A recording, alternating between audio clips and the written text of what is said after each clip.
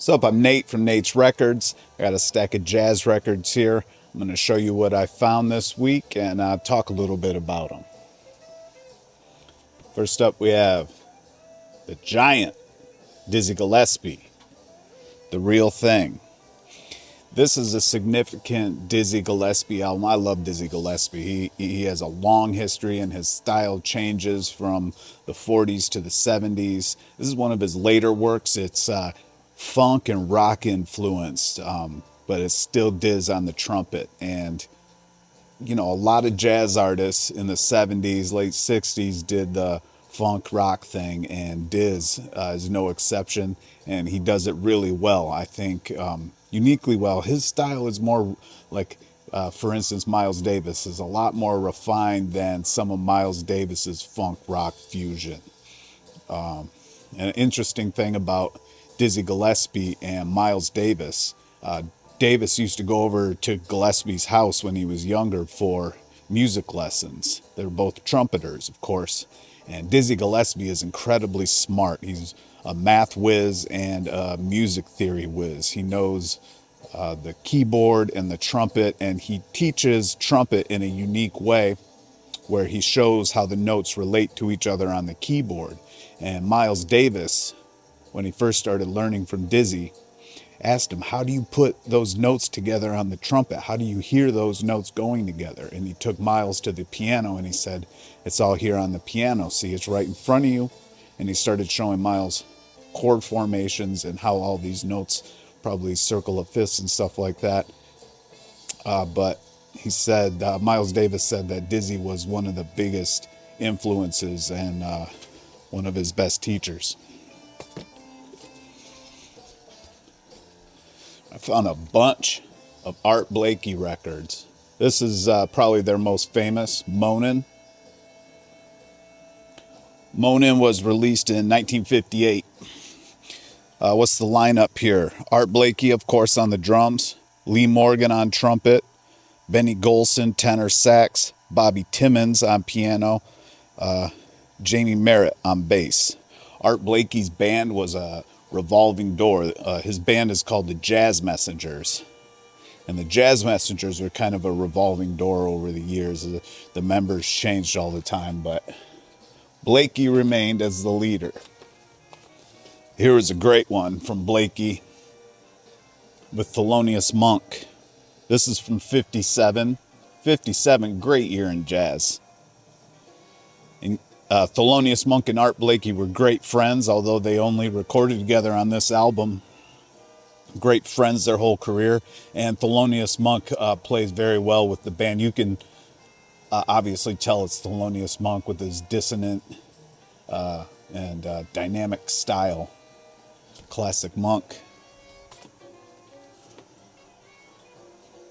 Here's an early Jazz Messengers album. I don't think they were quite the Jazz Messengers yet. This album's called the Jazz Messengers. It's the second album put out by Blakey with the Jazz Messengers.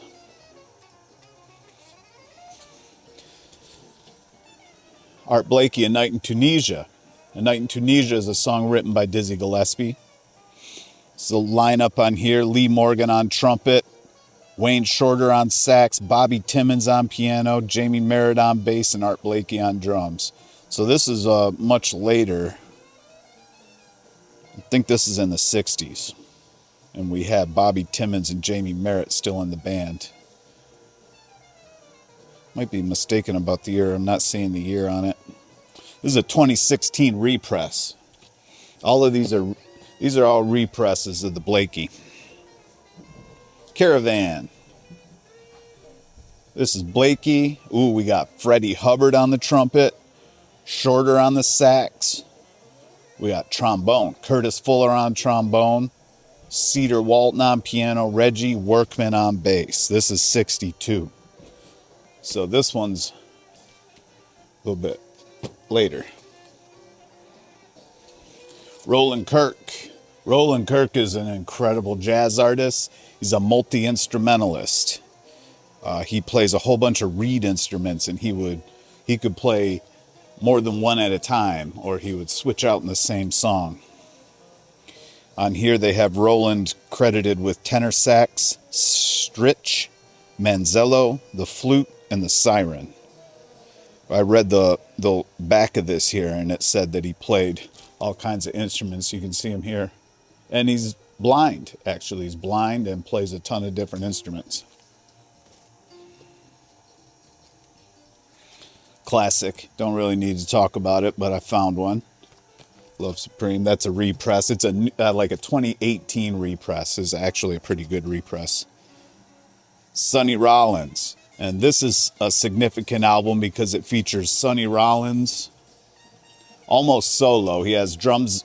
He has bass and some drums, but the bass and drums stay out of his way, and it's mostly Rollins shining through. Great for anybody digging samples.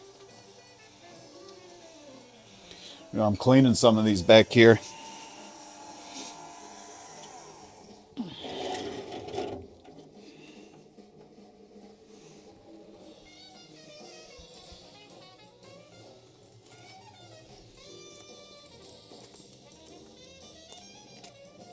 Speaking of Diz, I found this. It's a box set. There's a book in it with the Mitchell Ruff Duo. I read about the Mitchell Ruff Duo. They're the longest running jazz band of all time, even though it's only, I think it was only 2 or 3 members or something. This was a really cool, I listened to this, very cool record. 3 LPs and a book in there.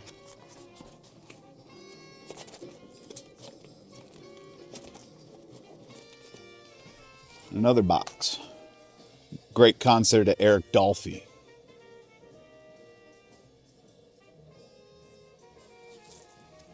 I listened to this as well. Dolphy on saxophone. It's kind of avant-garde. And probably improvisational.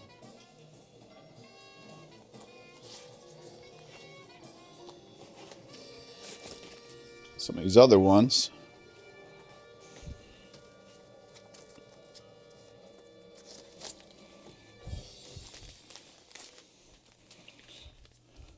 (2012) Beatles repressings.